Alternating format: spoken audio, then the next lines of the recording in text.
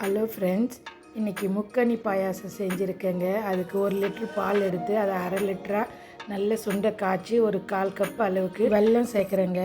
அதுவும் நல்ல ஒரு 5 நிமிஷம் கொதிக்க விட்டு ஆற வைக்கணுங்க. மேங்கோவை பேஸ்ட்டு பண்ணி ஆட் பண்ணுறேன். அப்புறம் பனானாவை ஆட் பண்ணுறேன். பேஸ்ட்டு பண்ணி 2 பீஸ் பலாப்பழத்தையும் ஆட் பண்ணுறேங்க. அதை கொரகொரப்பாக அரைச்சி ஆட் பண்ணணும். அப்போ தான் பாயாசத்துக்கு நல்லாயிருக்கும். அதை ஒரு விஸ்க் வச்சு நல்லா மிக்ஸ் பண்ணி விடணும். ஒரு 1/4 டீஸ்பூன் அளவுக்கு கீ சேர்க்குறேங்க. கொஞ்சமாக கிரேப்ஸு, கேஷ்யூ, பிஸ்தா, பாதாமை பொடி பண்ணி வச்சுருக்கேங்க. அதையும் ஆட் பண்ணுறேன்.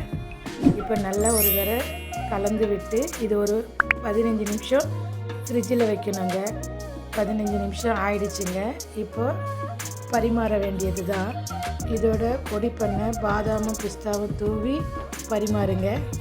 முக்கணி பாயாசம் சூப்பர்.